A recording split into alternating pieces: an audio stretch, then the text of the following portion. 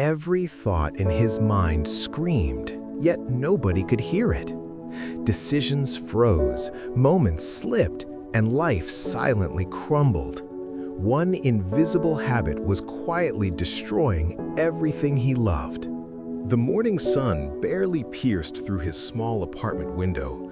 He sat on the edge of his bed, light brown hair messy, casual clothes wrinkled, his face tense and eyes hollow. The clock ticked loudly, each second echoing in the silent room. Thoughts collided inside his mind like crashing waves. He stared at his laptop, unopened emails mocking him. Every decision felt heavier than the last. Should he reply? Should he call? Should he?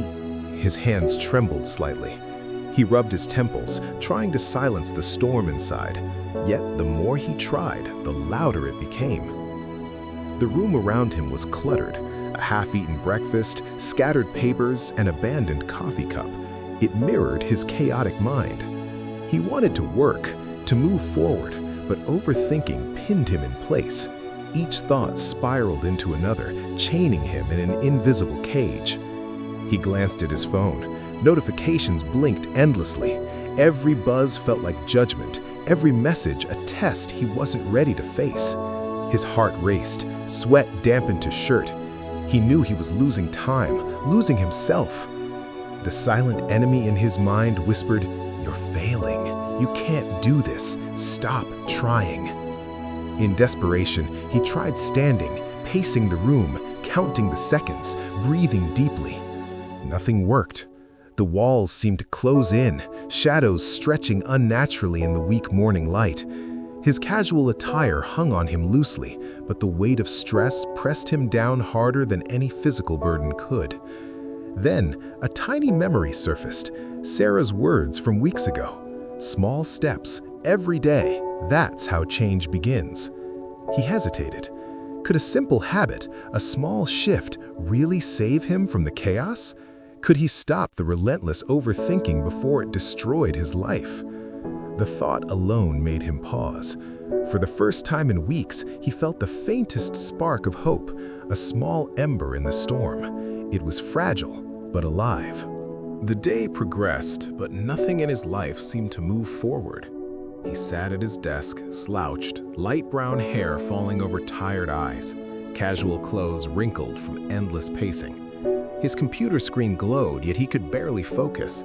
Every email, every message, every small task triggered a storm of doubt. His mind replayed every mistake he'd ever made, magnifying them tenfold. He gripped the edge of the desk, knuckles white, heart racing. "Why can't I just act? Why can't I stop thinking?" he muttered under his breath. Each attempt to start something new ended in paralysis. The silent enemy in his mind whispered relentlessly, "You'll fail again. You're not capable." He tried stepping outside, hoping fresh air would clear his head. The city around him felt overwhelming, people moving, laughing, living freely while he remained trapped in mental chains. His casual attire now seemed almost like a disguise, hiding the storm raging inside. Shadows of his worries stretched across the pavement, echoing his own hesitation. An hour passed, then two. Nothing changed. His phone buzzed again, messages he ignored piled up, missed opportunities stacked like blocks ready to topple.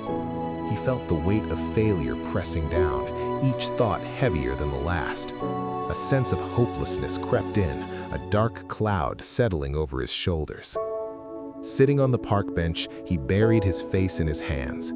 Tears threatened to spill, but he swallowed them, refusing to let anyone see the chaos inside. The world continued around him, indifferent. He felt small, insignificant, and powerless. The silent enemy inside his mind had won this round. But then, amidst the despair, a memory flickered. Sarah's simple mantra, small steps every day. Could it be true? Could he fight back? Could he reclaim his life from the grip of overthinking? Doubt still lingered, but a tiny spark of defiance began to glow. It was faint, fragile, but enough to keep him from giving up entirely. That evening, he sat quietly on the balcony. The the city lights twinkling like distant stars. His casual clothes were rumpled, hair light brown and unkempt, but his eyes held a flicker of determination for the first time. The silent enemy inside his mind still whispered, but he decided to listen differently this time, not with fear, but with awareness.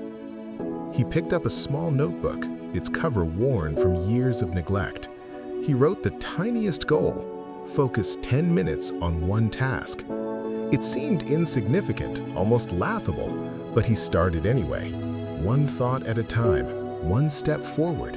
Each word written, each small action taken felt like a battle won against the invisible chaos. The struggle wasn't instant. Old habits clawed back relentlessly. He shook, frowned, rubbed his temples, frustration threatening to take over. But he breathed, grounded himself, and reminded himself, small steps every day. Slowly, the storm inside him calmed. The cluttered apartment no longer felt suffocating. It became a space of possibility. Shadows softened, morning light now symbolized hope, and his posture straightened slightly with newfound confidence. Days passed. Minutes of focused work turned into hours. Tasks that once seemed impossible were now manageable. The once paralyzing overthinking had lost its grip. He smiled faintly at his reflection. Light brown hair, messy but eyes clear, face calm but determined. The silent enemy wasn't gone, but he had learned the secret: acknowledge it, don't surrender. He stepped outside, feeling the breeze on his face. Casual clothes still slightly wrinkled, but no longer weighed down by anxiety. The city moved around him, but he moved too, aligned with purpose instead of fear. One tiny habit had transformed his world, turning paralysis into action, worry into clarity, and fear into motivation. The lesson was simple yet powerful. Overthinking can destroy silently, but small, consistent steps can reclaim your life.